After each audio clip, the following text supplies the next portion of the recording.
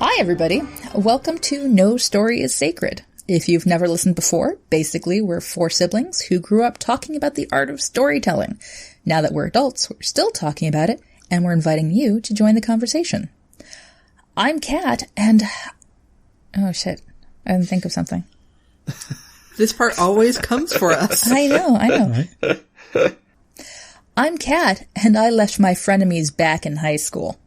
I'm Brendan, and I keep my friends close and my frenemies closer. I'm Alex, and I have no frenemies or friends. Oh! But no enemies either, so, you know, it works out. Win-win. Yeah. Or fucking lose-win. Yeah. I'm Pippin, and I maintain that I am not a writer. We'll see about that. Whatever. Today we're talking about and taking apart the summary for a book Pippin's been working on, presumably, called My Best Frenemy. If you want specific content warnings, check out the show notes on nostoriessacred.com. But the summary provided to us is... this is a middle-grade novel featuring a young girl. She's had a best friend since kindergarten. She thinks that their relationship is great. They both idolize some famous guy. Then she goes on vacation and meets their idol. Her friend starts getting weird about it, like she doesn't deserve to meet their idol. Over the course of her vacation, she becomes true friends with her idol and realizes how mean her friend is. Yay! There we are. Okay. So, I would like to point out, first of all, that when Kat provided a summary, it was pages long. Shut your mouth. it was like, 10 pages? Listen, I provide a summary, and it's a couple sentences. it was under 1,500 words, and I stick by that. 1,500 words is a flash fiction story. I did not come here to stand accused. I And came yet here here we to are. have a good time, and I honestly... Feel Jacques. so attacked right now. So, Pip, tell Yes. us, where did this story come from? What's the history? What made you Why? think about why? Just why? Just why? Well, I have a lot of Explain feelings. yourself. So this one time, I am with a group of friends at Viable Paradise, the writer's workshop that I staff at. And I'm talking with some other staff members, and there's a YA editor there, a middle grade editor. I knew someone who was a big fan of one of the writers teaching at the workshop. Mm-hmm. And I knew her. We were sort of friends. One And might say frenemies. I'm getting to it. Sorry.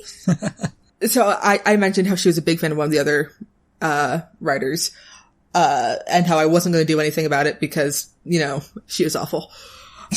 and one of the other staff members said, "Oh, is she your best frenemy?" Someone else said, "My best," or "Is she your frenemy?" Someone else said, "My best frenemy." I did not say either of those things. The YA editor turns to me and goes, "I expect that novel from you." And I was like, wait, I didn't say I didn't say the fucking thing. This is not what I agreed to. And she's all like, "Nope, you're doing it now."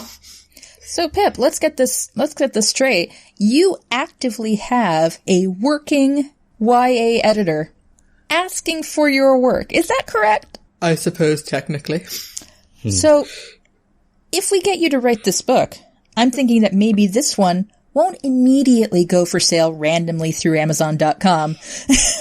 I mean, if I wrote anything, it's not going immediately through to Amazon.com. Wow. It'd be going through numerous revisions, and honestly, the editing process is quite important. We love you, editors. Womp womp. Numerous revisions, and I am submitting that shit for publication at reputable markets. Aw, we should have a whole mini episode about how to do that. Oh, yeah. That being said, though, unsolicited manuscripts are great. What are you talking about? It depends on your publisher. True. Tor Books, for instance, take stuff over the transom. They're one of the few big publishers who do, without needing an agent. The slush pile. The slush pile, which I have read. And survived. And survived. And you know what? It was an important learning experience. I think that's a discussion for another time, because the slush pile is hilarious. The slush pile is the best thing ever. Oh, that's a future episode there. Tales from the slush pile. Oh, Lord. So anyway, though.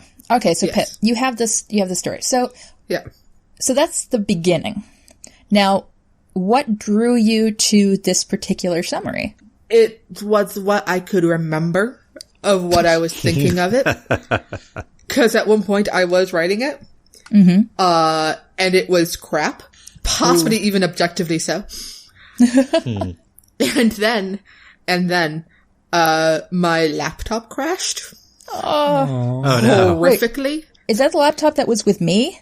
Yeah, this is a laptop that died, the week before I interviewed for my current job. Nice. Nice. And I learned an important lesson about off-site backups. Save early, save often. Yeah. Something that for even the writers among us to remember. Yeah, and my laptop crashed, and it wasn't for a few weeks until Ashley, our transcriptionist, and my actual best friend, not Frenemy. Shout out to Ashley. Yeah! Said to me, but wait, what's happened to my best Frenemy? And I was all like, oh no. It shall be mourned. Yes. But now, like a phoenix, it's rising. Yes. More All right. beautiful and more grand. So tell me, when you say some sort of famous guy, describe more for me your idea behind that. Basically, I'm trying to ask all these questions so that we have a bit of a firmer hold as to sort of how to discuss this. Or until I decide to toss that out the window with my suggestions. Ha ha! Ooh, take your time now, Pip. Well, originally, when it was first talked about, it was, a writer type. But that doesn't exactly have mass appeal. We'll fan over writers, but, middle school, high school girls probably aren't. Hey, they're getting well read nowadays, I'll have you know. Sure. I think the big one that everybody would be like, oh, you got to meet J.K. Rowling, but maybe not as exciting as you got to meet Harry Potter. Yeah. I think also the idea was someone of similar age. So then it could also be sort of a romance thing. Yeah. Okay. But in a chaste middle school way, again. Mm-hmm. And then they held hands. They held hands the entire night. They held hands so hard! I don't know, that seems a bit risky for middle grade. And they drank from the same malt. They drank from the same malt all night. Sweetheart sipping. Yeah. Sweetheart sipping, nice. That's what we call a callback. Link in the transcript.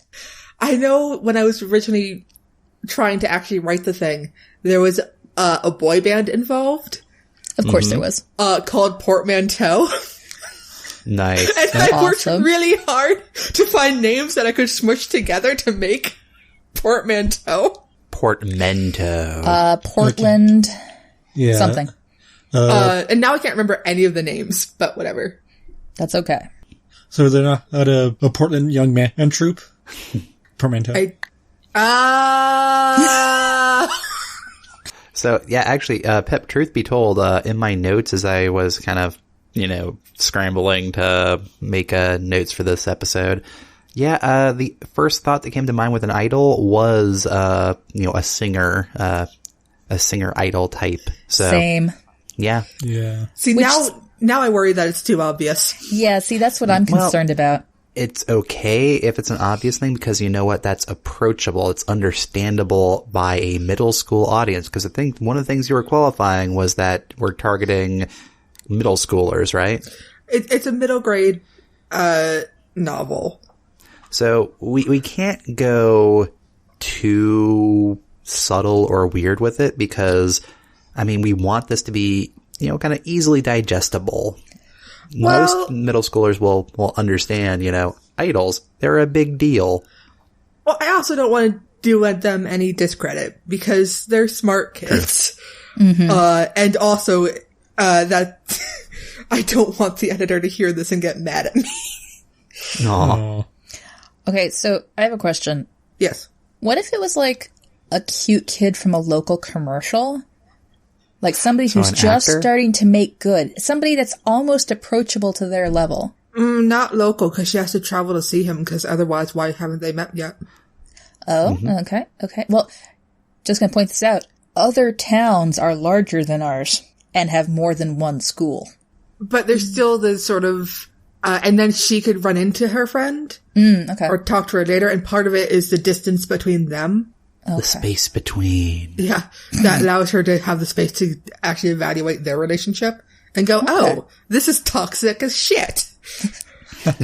Why middle grade? Why not? Fair enough. Okay. Is it because you're writing to your audience or because you think that that's what the story should be? Because the editor said that sounds like a middle grade novel. Fair enough. Listen to the signs as they're given, Also, that means they're probably looking for stuff like that. Yeah. One of the other secrets to getting published, huh? Write what the publisher is looking for. Hey. And they'll tell you. They'll be very upfront. Like, sometimes you can surprise them with, like, hey, I don't hate this werewolf, vampire, zombie... Comedy. Yeah, I mean, we've read it 8 times before, but yours is somehow amazing? I like that you had a question mark at the end there. It's like, yours is amazing? I think that's the term. Well, I mean, that's why you see things like, this usually doesn't work for us, but you never know, maybe it would. However, if they say things like, don't send us, horrific violence, we're not going to publish it, then don't do that. Don't do that. And if they say, we're really looking for clown stories, well, then maybe your clown story has a shot. Yeah. Though maybe you should consider, do you want to publish with someone who's looking for clown stories? Are they paying, Pip? At what cost? Oh no, 20 cents per word? Oh, we wish it was 20 cents per word. Yeah. Well, it's clown stories. I'm just saying, guys, clown romance is going to be the next hot property. Dare you $1 billion to write it. They rub their red noses together. Ew, no, I can't. They pied each other in the face. My, your shoes are big. What else is? Sensually putting on one another's makeup. The flour squirted in their face. Oh. The makeup smudging as they rub their mouths together. How many could they fit in that small car? Clown orgies? No. Oh, God. And then he brought out the seltzer water. You guys, just the faint squeaking of a rubber nose in the distance. Oh. Honk, honk. Listening audience, I apologize profusely for the mental imagery that we have just painted for you tonight. Sorry. Now back to your regularly scheduled podcast. Your middle grade novel. And if you want to submit your clown story, you do it, and there are some stories are sacred. No, heck, you know what? If you have a summary for a clown story that you want us to talk about, by God, submit it to us, and I'm going to say right now, I guarantee we will talk about it. Why do you have to make these promises? Look, because I love our listeners, and I believe in them, and any bad choices that they make, I am here to support. So we have to support your bad choices? Yes, that's what it means to be siblings, Pip. So anyway, Back on track. back to the frenemy here. Yeah. You mean Pippi? What? No. So, yeah, we kind of went over how the story was like conceptualized, right? And Yeah. we have the broad strokes. So, are we ready to go into what I guess the three of us, excluding Pip, because whatever, she can go last and kind of absorb all the sage wisdom that will be pouring forth from our words here. Here's how I figure it'll go. You guys will try to fix my story. And then I will tell you how you're wrong. Okay. Seems legit. That works too. Yeah. I'm sure you're going to be fine. Okay. Whatever, I love and support you. No. So, who wants to go first? Cat does. Yeah, Cat Yeah. does. What? Not a nice feeling, is it? Yeah. Damn it. See that bus? You're fucking driving it. All right. Give me a second here. You know what I love? I love What? how I'm not going to have to take notes about this or anything. You're not going to take notes? How dare you? That's cheating. Nope. This is amazing. Darn it. Okay. So it's middle grade, so you could actually probably get away with the not romantic angle and have everybody be girls. Woo! And that makes a nice parallel between her relationship with this famous girl and her relationship with this terrible girl. Can she still hold hands with the famous girl? Obviously. Awesome. Like, I'm sorry, can they not? They could also, like, share lip balm. I'm down with this. That's a sacred bond. You damn right it is. I don't share my lip balm with just anybody. I really don't. Ew. Ew. That's deep shit, man. Okay. I'm not sure I love the idea of a musician, largely because I myself am not particularly attached to musicians, which is a bit weird, but there it is. I'm much more inclined to go the famous actor route. That has its own problems, obviously, like all the issues involving actors, and child actors and stuff like that, which is why I was heading towards the more local small fame. To that end, let's say main character goes on vacation. We have the beginning set up with, her talking to her friend being generally shitty about the fact that she's going on vacation and, making her make, terrible promises, you have to write, you have to promise not to have fun, blah, blah, blah, blah, blah, blah, blah. All those things that sound super cute, but when you think about it, really aren't. The phrasing is just a little bit weird. Yeah. Yes. Our main character goes on vacation. And while she is on vacation, she comes across first the trappings of this minor celebrity. So a commercial or a parade float that they're at the head of. Maybe they're busy playing Alice in Wonderland at Disney World. I don't know. I think they're all adult actors there, but whatever. Yes. Something along those lines. And then she has occasion to meet that person in real life. Now, I realize that this causes a problem with your, the frenemy back home is jealous of having met this person. But I'm not sure you need that angle. It may be rooted in reality, but frankly, you could bring it back home. When you bring it back home, there could be an aspect of, showing the frenemy like, oh yeah, no, and, this is who I met on vacation. Here's the commercial or whatever. And then the frenemy being, getting on that level, her feeling of insecurity, and then needing to lash out at the main character. And then you have that sort of dipping back into that relationship and feeling shitty about it. And then the minor celebrity or whatever moves to your hometown. What? Yes. Dun, dun, dun. And, maybe they've been writing or something like that, or I don't know. The point is, suddenly they've started Followed school each other there. on Twitter. What? Yes. Yes. Modern day, man.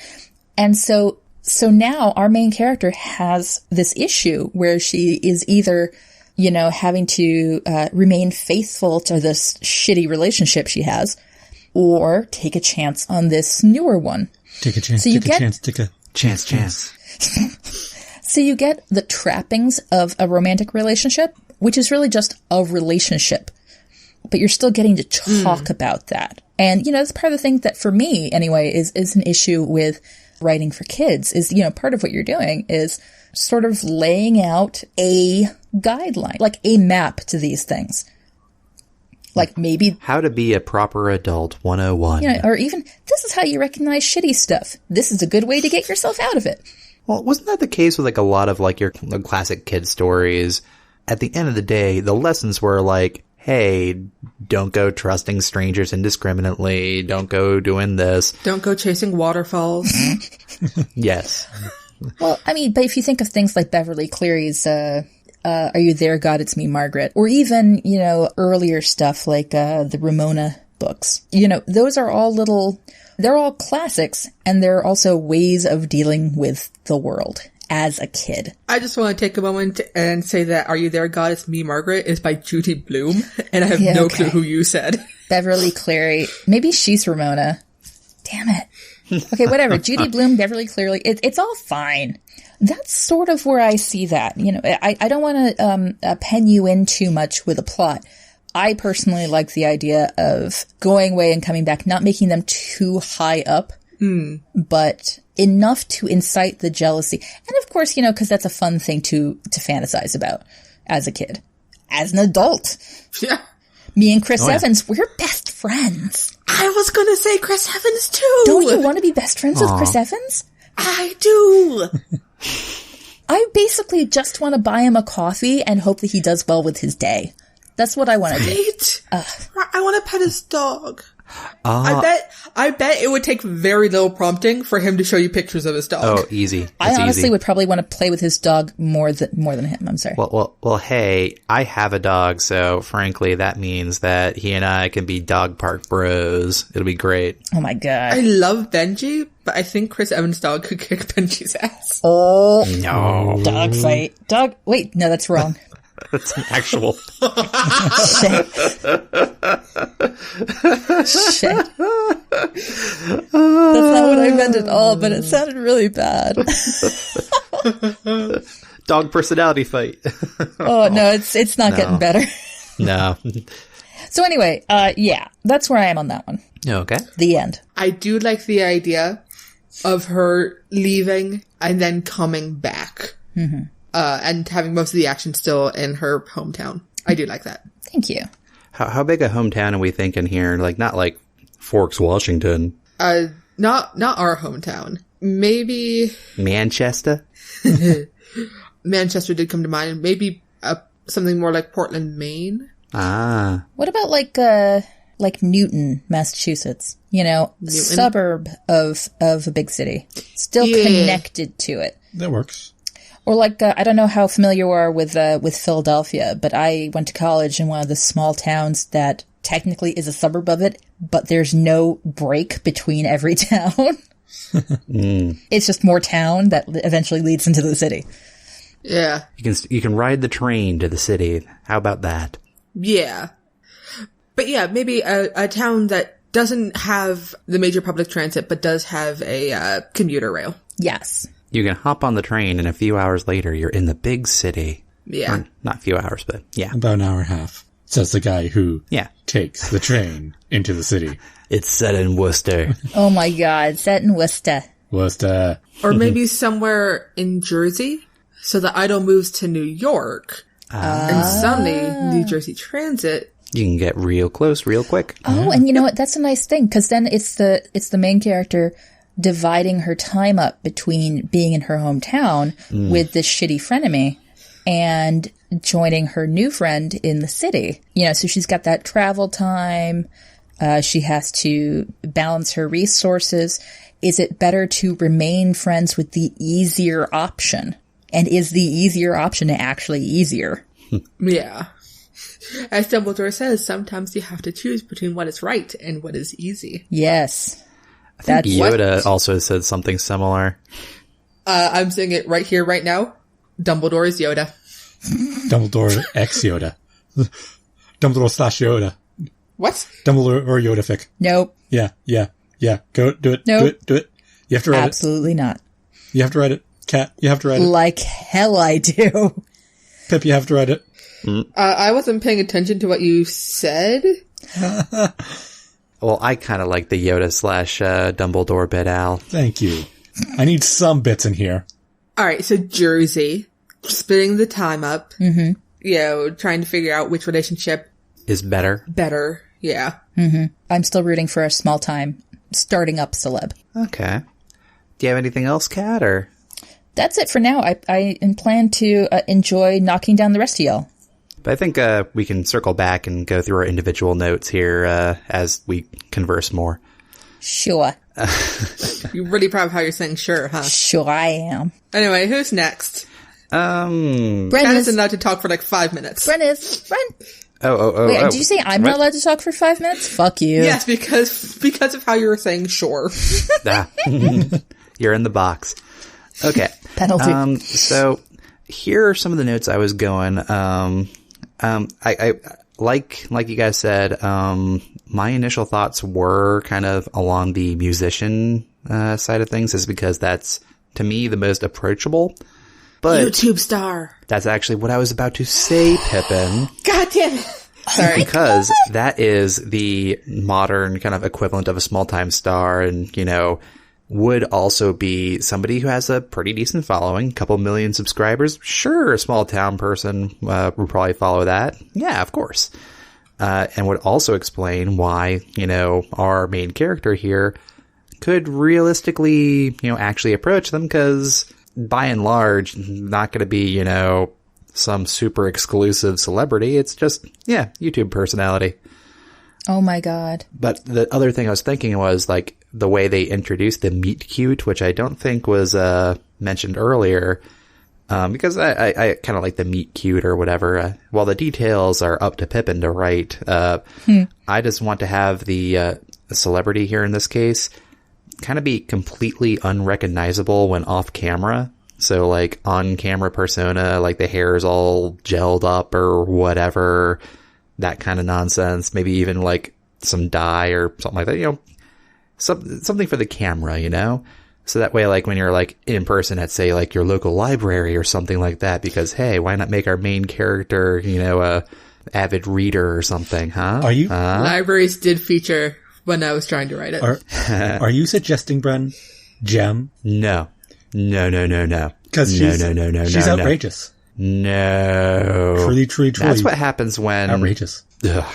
That's what happens when a studio mindset really tries to be like, oh, how can we appeal to the millennials? No, I mean, they tried without understanding what the appeal of the culture was, and then not really understanding anything about, I guess, YouTube fame? Question mark? Yeah, that was a hilarious...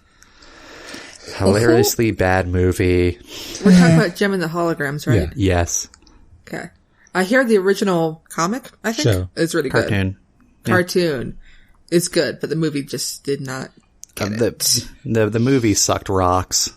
So I'm just imagining how incredibly joyful it would be to meet in real life. Who's that wonderful Viner he'd do songs, he'd do, like... Tom Sanders? Yes! Wait, what's his first name again? Thomas Sanders. Thomas Sanders. Can you imagine meeting Thomas Sanders in real life randomly? But he was very popular. He showed up on TV, on, like, the Today Show and stuff like that. Yeah, so that was my initial thought with the idol character, you know, just something a bit more approachable, a bit more in tune with today's millennial crowds. Important. Yeah, and then you could watch a whole bunch of YouTube videos and not feel guilty about it because you're doing market research. I love it when it can do that and call it work. Yep. And then we can call it work too. We can just send you cat videos and be like, you should reference this. Yeah. Do it. Here's a Vine compilation. Yes. Okay. As far as the idol's concerned, I was just kind of making notes that really make sure to paint them as, you know, a normal person, because I think that's something about our culture that tends to blow things a little out of proportion nowadays, is just this kind of elevation that happens, which in turn, for me at least, kind of plays into, I guess I want to try and comment on maybe like one of the themes of the story, because, you know, we have to have subtext and all that stuff, right? Subtext. Who needs it? Oh, God. Sorry, she's having war flashbacks. Today's theme is themes. One of the themes I was kind of thinking might be fun to play with is just that kind of almost darker side of fan culture, the kind of possessiveness aspect of it. Yeah. You know what I mean? Yeah, the Frenemy can totally play into that. That is exactly what I was talking about, because one thing we have not talked about much is the characterization of the Frenemy. And that's kind of one thing I want to try and steer into now with our conversation, is just talking about that character. Do it. As far as, you know, I only have like a little bit of notes here because, you know, writing, whatever. I want that character to kind of be that darker aspect of, I guess, that fandom culture where, well, I was a fan of this first. I have possession of that. Yeah. You didn't even know about him until I told you.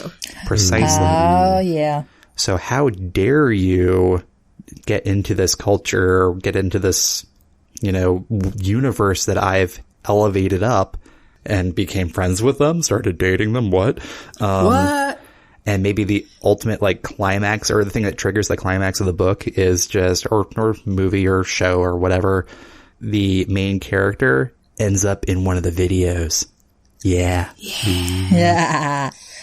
Following up on that, you know, in terms of poisonous shit that the frenemy can say, there's a lot of fear to be had in oneself with regard to, why am I friends with someone? And so if the frenemy wants to really score some points, something she could say is, you know, you're only friends with them because they're famous, and they're only friends, and they're not really friends with you. They're just being kind to a fan. It makes me feel icky just thinking about it. I know. That is something this frenemy character would say. It's totally what she would say.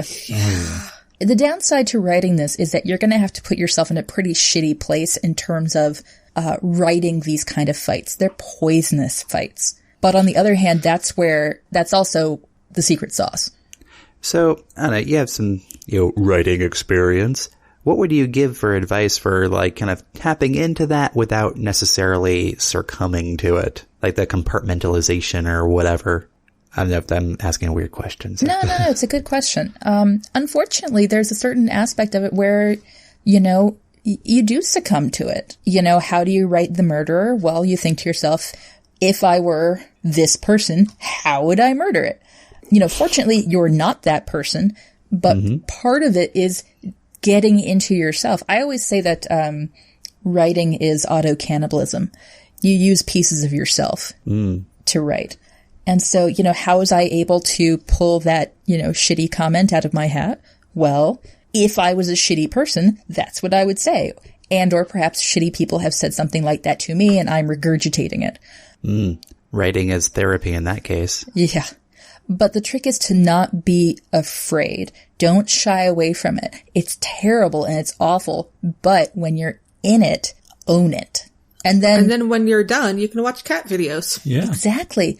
Or you can send off what you've just written to a friend and torture them for a while. Yeah. Or, you know, whatever you have to do to sort of get yourself out of it again. This is one of the other upsides of having a, co-writer? Editor? Both, but actually I was thinking more along the lines of a structured writing time.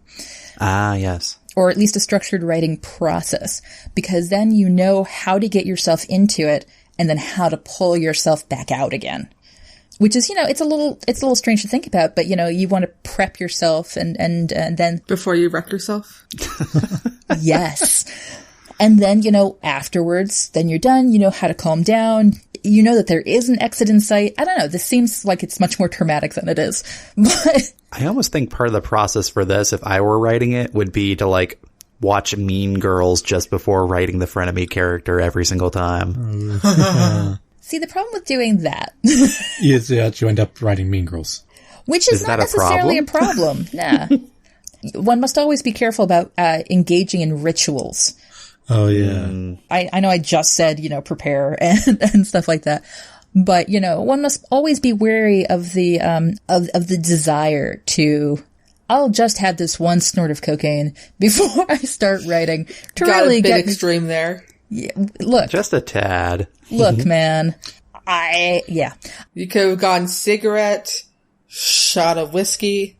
Yeah, don't let your vices get in the way now. Exactly. Well, no, you don't tie your writing in with your vice, because then when you try to kick your vice, you find out that you can't write anymore. Whoops. You done, Bryn? Ooh, what? That was a weird segue. I know, I got nothing. I was also just trying to think of just conflict in the story. Oh, yeah. I was trying to think, like, could it be, like, misery for kids at the end? Oh my god. What? Well, no, not as violent, but, are you guys familiar with the story of Misery? I Stephen am. King novel. But perhaps you can describe it further. Oh, God, it's been years. Basically, Stephen King. a fan. Yeah, it's a Stephen King novel in which a fan kidnaps an author to, I guess, write a story specifically for her. Yeah. Okay, maybe I know this one. Yeah, terrible things happen. A writer, much like the guy who wrote Sherlock Holmes, is really, really tired of writing this particular character named Misery. And he's killed her off in his final novel. This final novel he has decided to drop off in person at his editor's place of business, which naturally necessitates, I don't know, driving there or something like that. A storm happens, he crashes, and who should pick him up but his biggest fan ever. Who goes ahead and reads this manuscript, discovers he was about to kill her off, and does not take the news well. Long story short, there's ankles that get broken. It's not a fun time for the author. I hate when that happens. And it happens so very often. More often than you think. The reason why I was kind of mentioning that tie-in and, misery for kids is just that tie-in to the toxic fan culture aspect, the bizarre ownership. I'm just thinking that the Frenemy character tries to interject herself into the idol's life and goes horribly awry, but also maybe causes a huge misunderstanding between our main character and the idol, and then we have our kind of quasi-romantic climax in which they reconcile and move on and become better people, and who knows, maybe the Frenemy character can become a better person at the end as well. How much do you care about resurrecting the Frenemy? Resurrecting? What do you mean? I don't mean resurrecting. I mean redeeming. Thank you. I like the concept of, at least at the end of the novel, that there's the hint that this person, with some effort, could grow. Because that's the thing, we're all talking about, like, relatively young people, right? Yeah. She was like, I guess. People aren't total irredeemable sacks at that point. They should potentially at least have, like, a hint that they could, maybe start self-reflecting. Sure, but at no point should the hero feel obligated to... No. Even just to forgive. No, definitely not. Like, it's just the point being, like, you should go off and do your own thing for a while. I'm going to go off. Maybe you can find peace or whatever in your own time. Who knows? Yeah. So, I'd like to poke a little bit further back into what you just said, Bren. About the conflict. Yeah. So here's the thing. It would appear that the conflict at first glance is, of course, everybody's relationships. Because that is a conflict. So I'd like to instead bring up this fabulous concept that I first read about when I was reading about screenplays. It was way back on the Wordplay website, or Word Player, by the guys who wrote, like, the Pirates of the Caribbean script and a whole bunch of other stuff. And they had this wonderful essay called The Task. Basically, you make up a task that the characters have to accomplish. This isn't the theme. This isn't the, relationships. It's just a random ass task that they somehow have to do. As an example, Captain America, the Winter Soldier, my favorite go-to explanation. The task that they have to complete is, they have to get these 3 fucking, microchips into these 3 separate planes. Why? No fucking good reason. It's the task. So from there, you sort of drape it on there. And, do we call it the MacGuffin? Sure, whatever. Once you start looking for the task in stories, you start seeing it and you start understanding, its purpose there. In Indiana Jones and the Last Crusade, the task is getting the Holy Grail. I mean, it's pretty straightforward. I think that's the perk of, like, adventure stories in general is the task. Yeah, pretty obvious. It's right there. So the question is, can a task be applied to this? Forget their relationship. One might say that the relationship in all that is the actual story. However, you gotta lay that on some framework. So what is the task? You're really bringing me to task here. So let's see. We can make Pip answer it. Ooh. To get through summer. Okay. Well, that could be the main character, yeah. Just make through the summer, have a good time. Have a good summer, right? Yeah. Now, whereas the frenemy maybe had the original goal of have a better summer. That's why she's a toxic person. Yeah. You could also have the idle person is in New York. They have just gotten an agent and they're trying to land and complete their first deal. Oh, yeah. Now, they might have a shot at Broadway. Or something. Or a television pilot, or who knows. Or the Yuck Yuck Club, who knows? Yeah.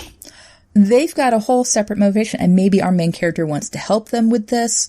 Mm-hmm. You know, maybe our main character has, you know, exactly $50 given to her by her parents specifically for travel, and by God, she's going to use it. I don't know. She's going to use it all up. On the metro? Shut up.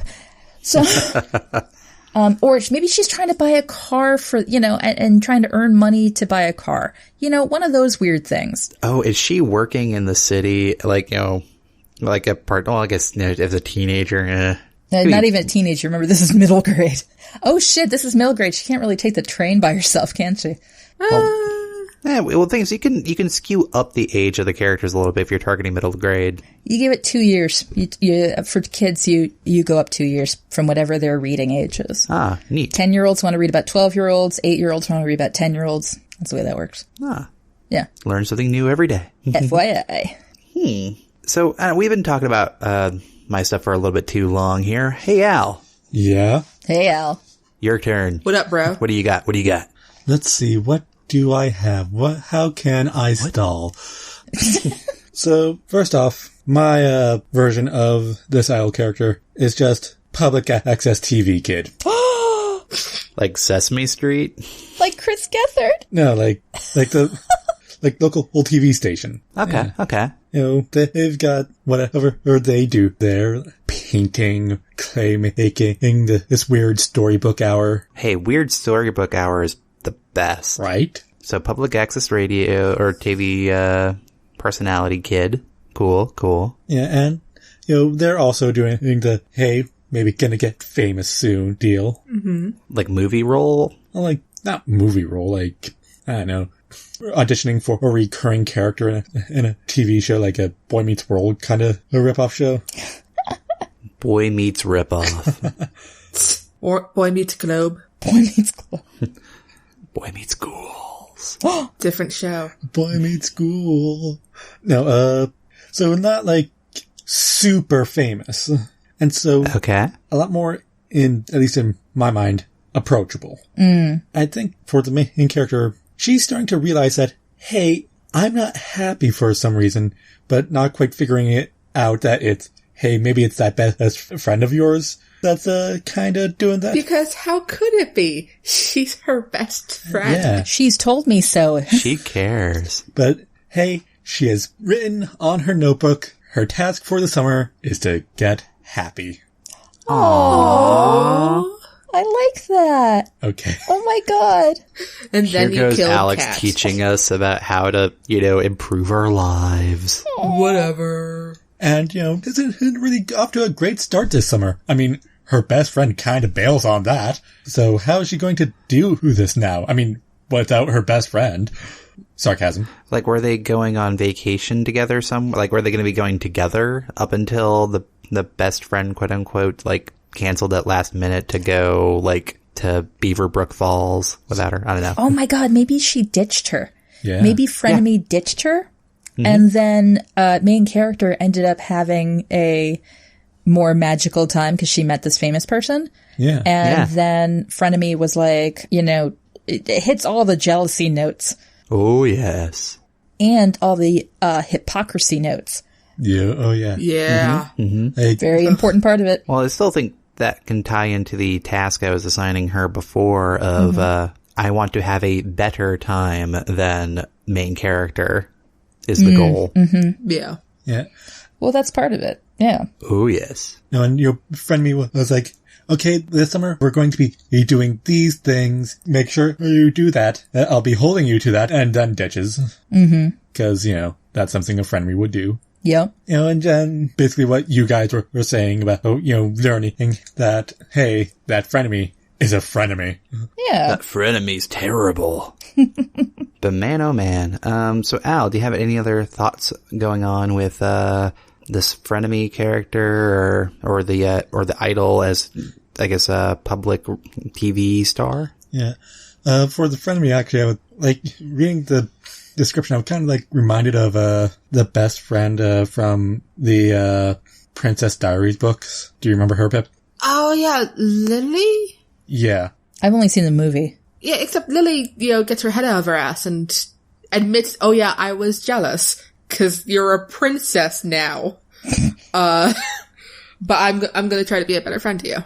But what I'm also thinking is that there needs to be at least some good times between the hero and the frenemy. 'Cause otherwise it veers into, well, why is she friends with them in the first place? Oh my god, why? There has to be some sort of conflict on why she wouldn't just dump that friend. Well, I think you could set up the first third or so of the novel with the frenemy, more or less being an okay friend, slipping up every once in a while, being a no-show or something like that. Maybe the worst thing that happened was just having to cancel, quote unquote, at last minute on this vacation thing that they were supposed to do together to the big city, right?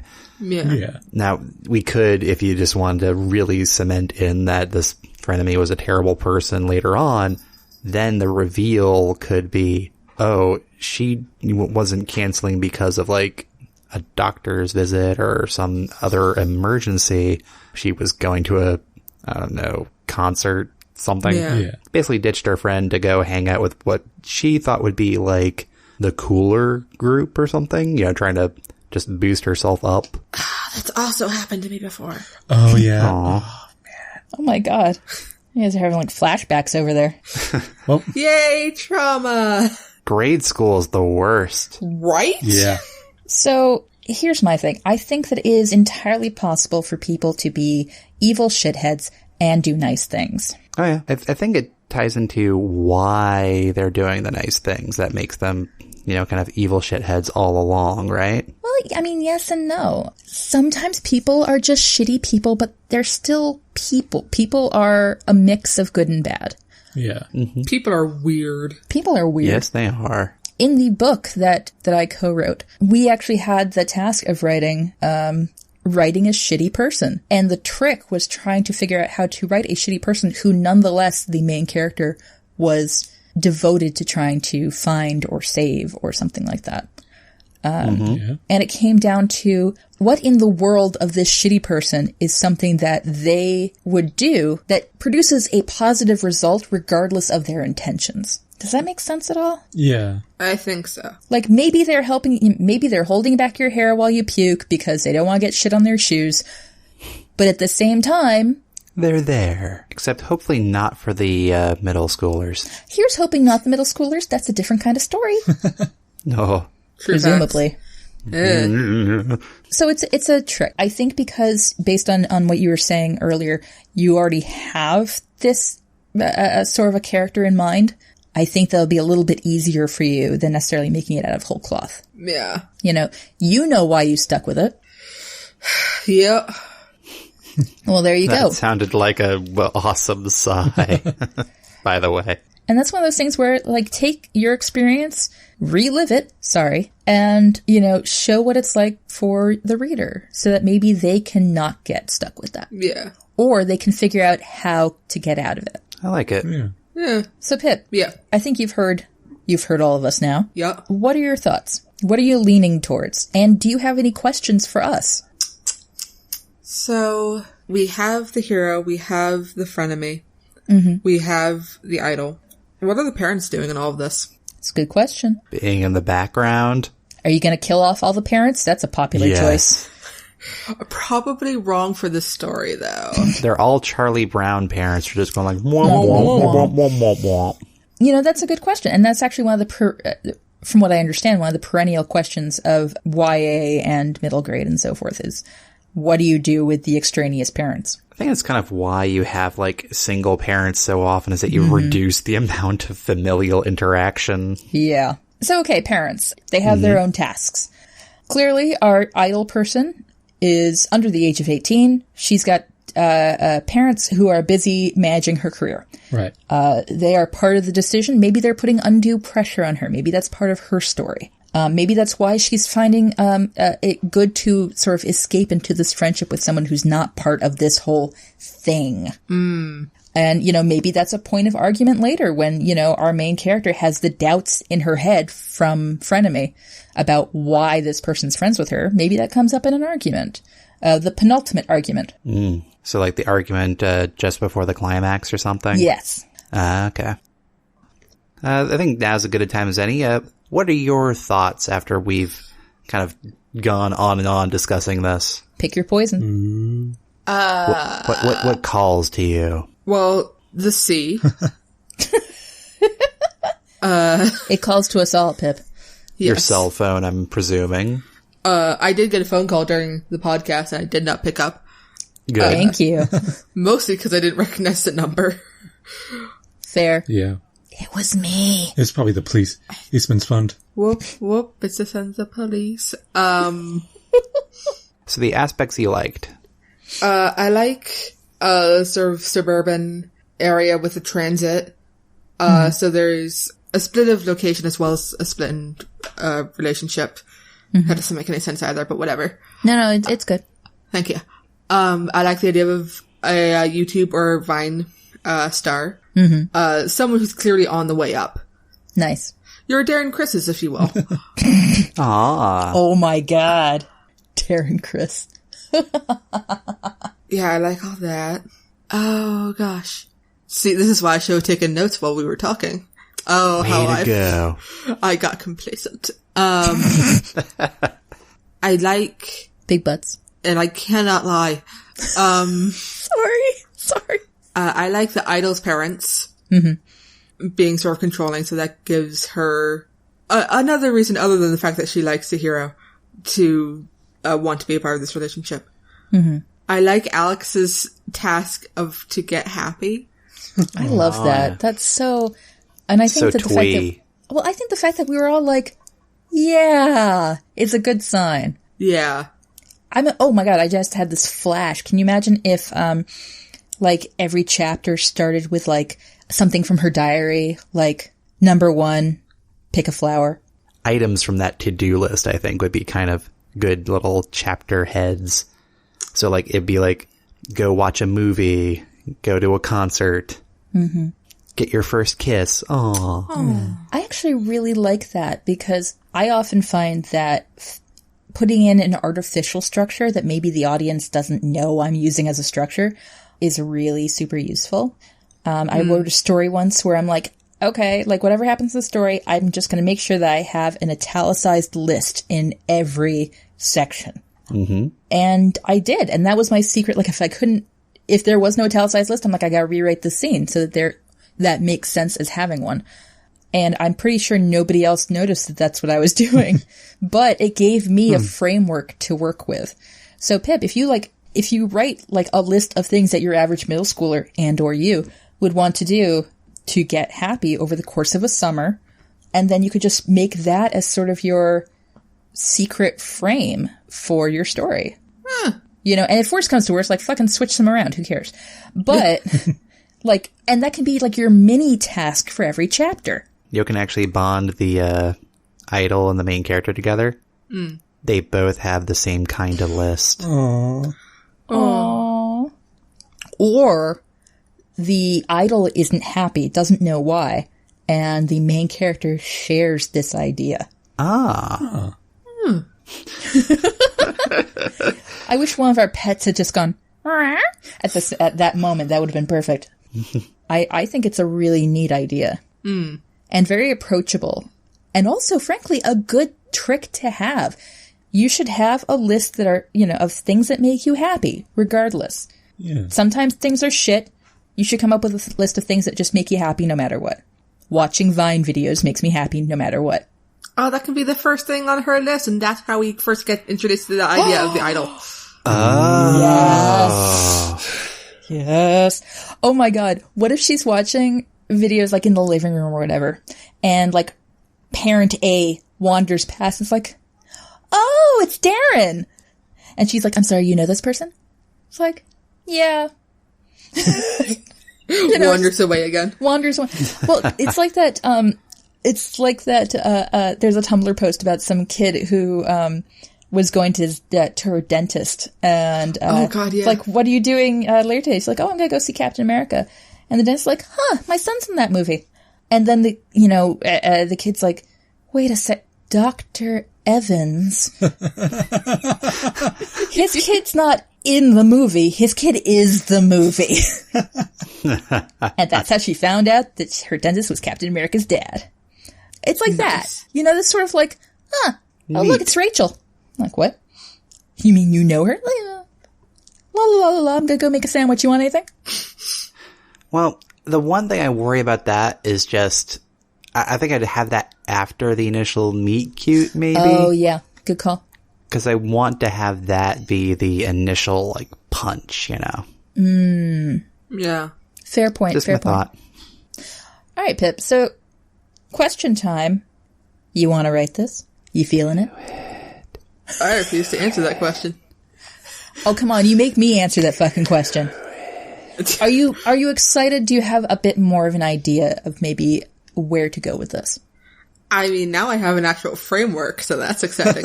You're welcome. As opposed to writing and seeing what happens, which is not a great way to do it. I envy the people who can do that. Yeah, it doesn't work well.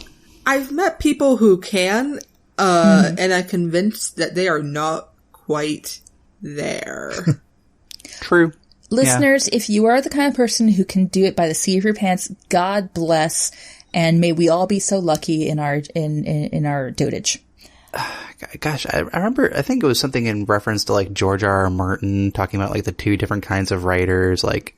Oh, pantsers and plotters.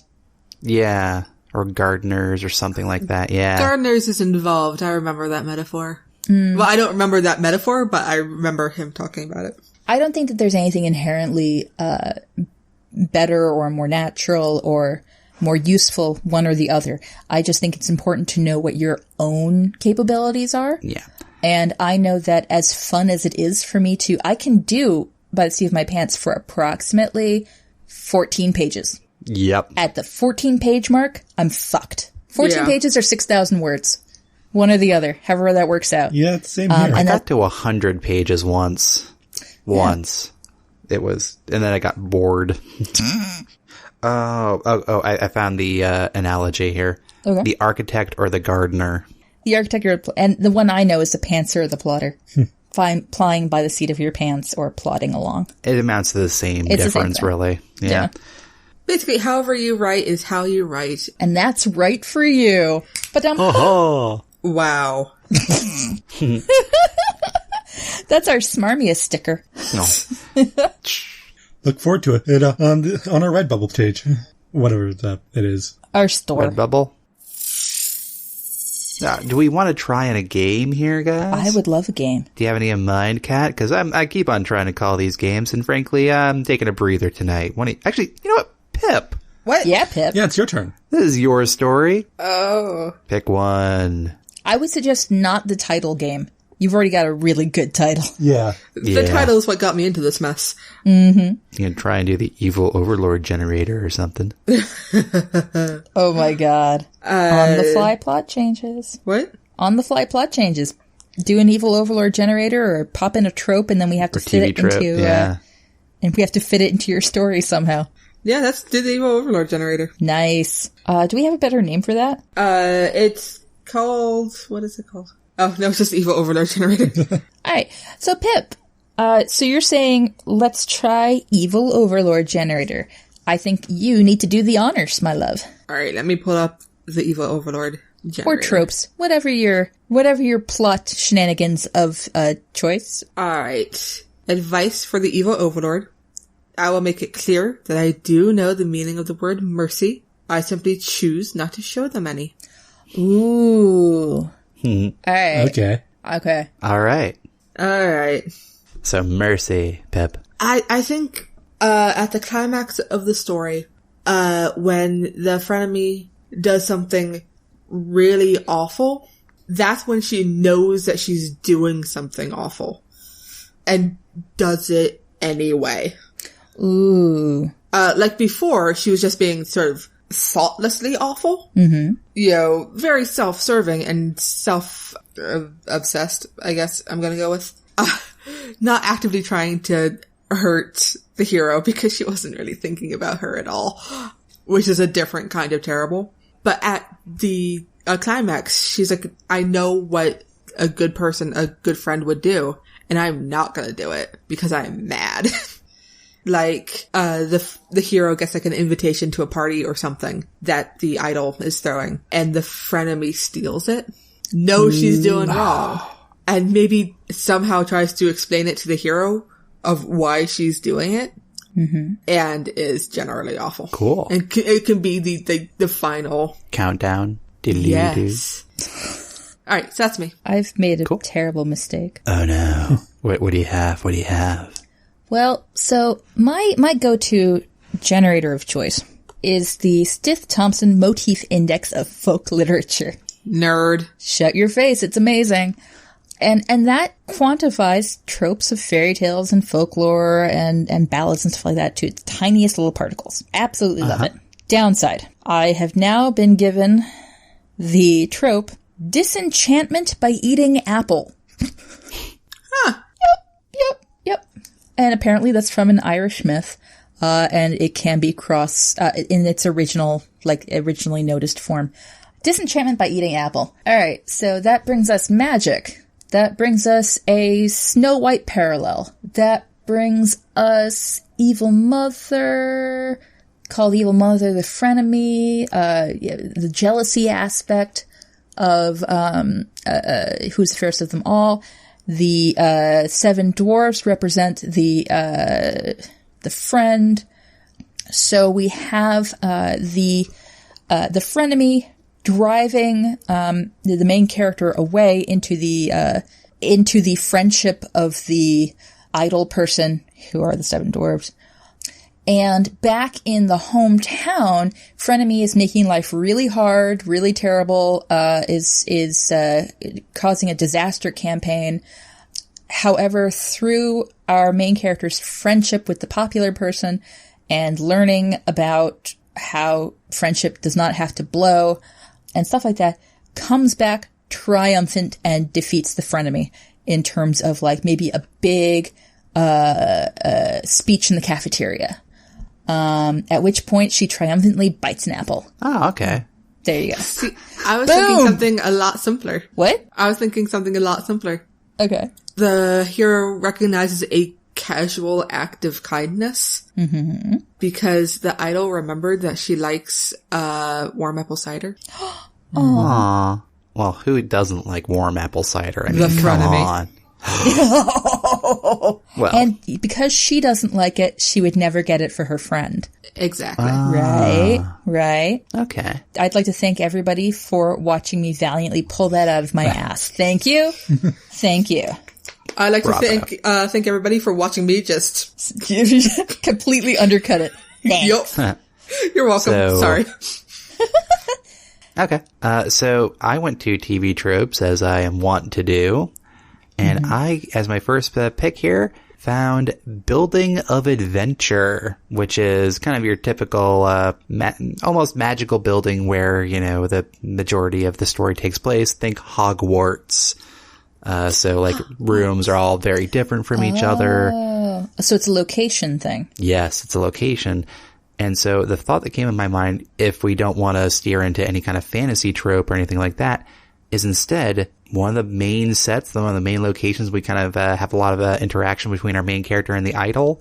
You know, this person's like a Vine or YouTube star or celebrity, whatever. They're at the set. So like where all these various things are or filmed or whatever. And so, yeah, different sets all seem like, you know, kind of this building of adventure, right? So like we have the set where the sports or not sport, where the stunt action takes place. We have the gameplay room and stuff like that. So it's like almost very whimsical, but like it's all set up for kind of capturing these various short videos. So yeah, building of adventure. I like it. Can I actually jump off of that? Do you guys remember the show Legends of the Hidden Temple? Of course. Yes. Blue Barracudas for life. Yeah.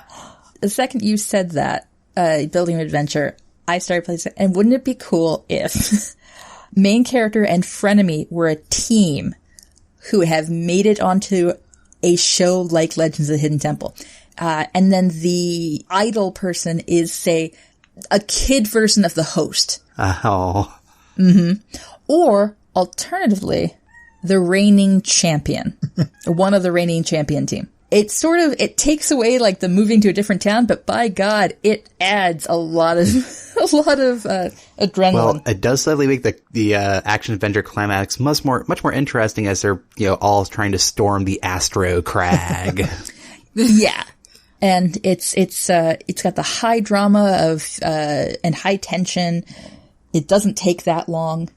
But like the story is compressed into a short amount of space, at most a week. Yeah. And then also, frankly, you can ditch the parents. They Yeah, don't have to have nearly as big a role. They've brought you there. Congratulations. Now you're all in the hotel. Yeah. You're all staying at the same hotel or whatever.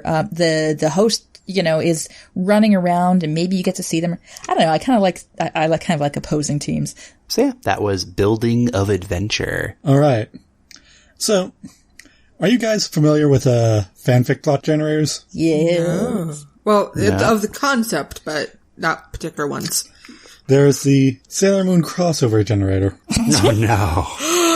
I'm already in love with this. Right? Okay.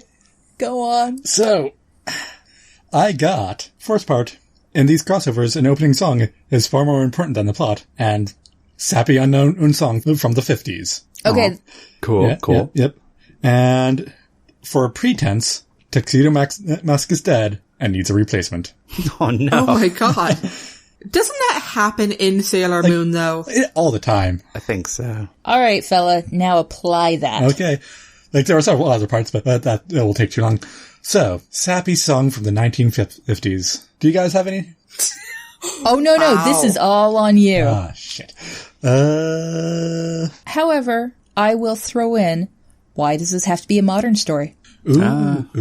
Suddenly, are we going to have that malt shop?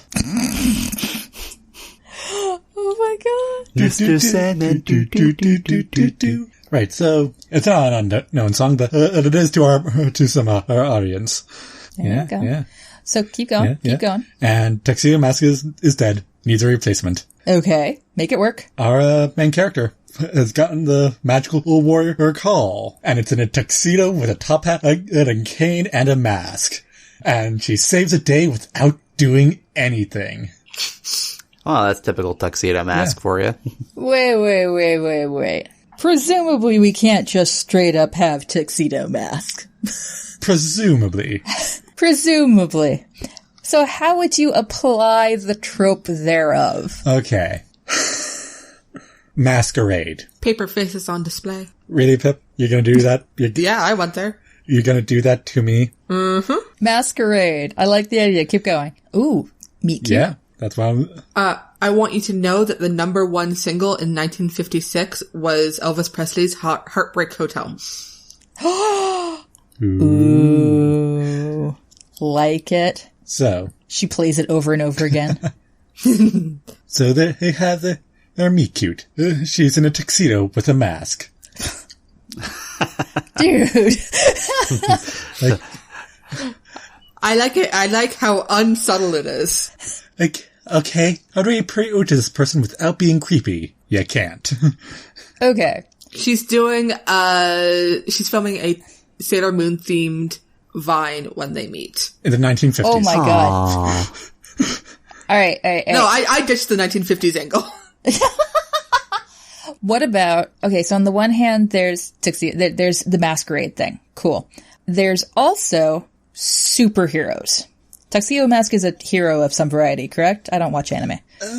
You could... he's there. He's there for moral support.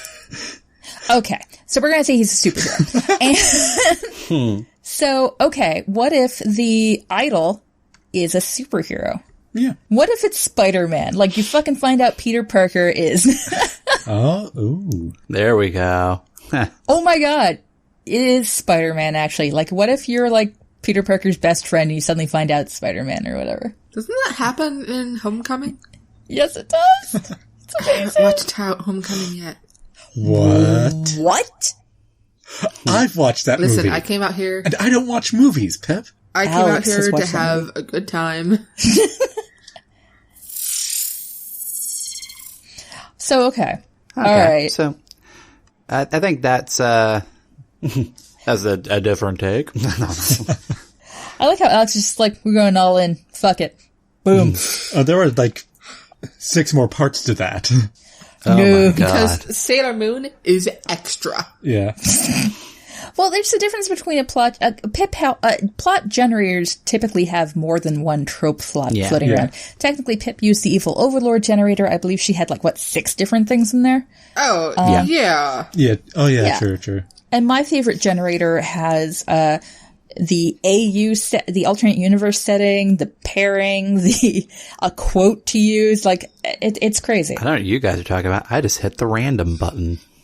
My favorite fanfic generator has this. I randomly went through a book. Thank you. Ha. Okay. But yeah, there's lots of options. Fuck it. Pip, do you like any of them? Of the stuff we just talked about? Before presented, yeah. And or does any of it supersede what we've spoken of previously? Anna. Totally useless in a mask. Well, there is now going to be some vague Sailor Moon reference. Even if she just has a compact mirror or something. Fair enough. My Beautiful. job here is done now. But you didn't do anything.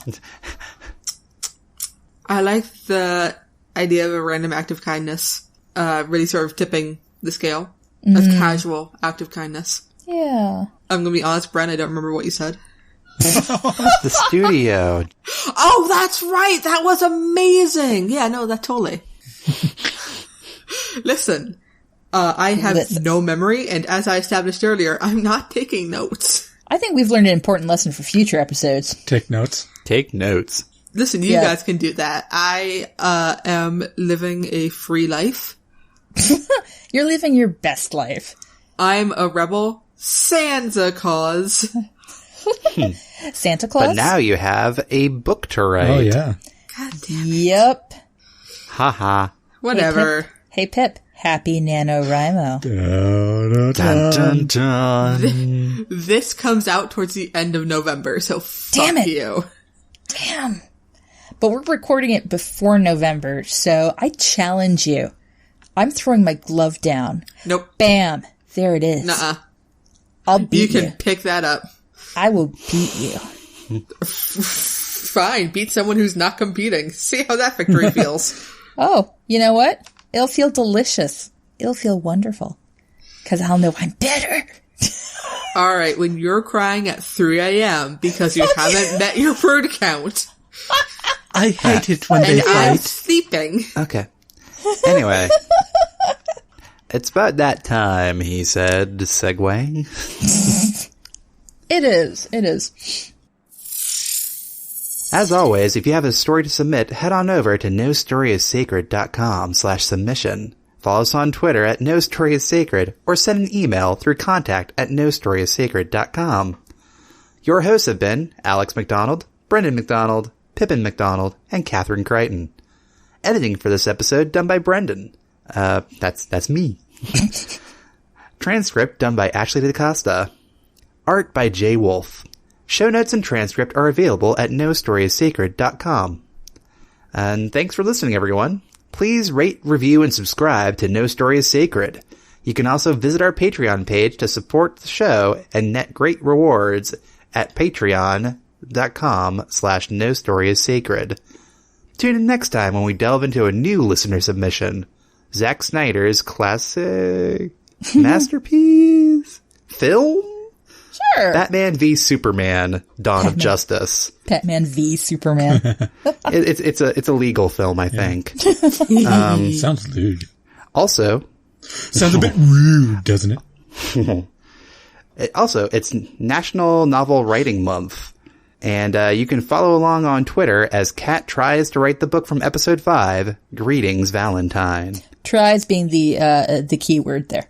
Until then, where no story is sacred and any story can be changed. This is Brendan. This is Kat. This is Pippin. And this is Alex. And we're... No story is sacred.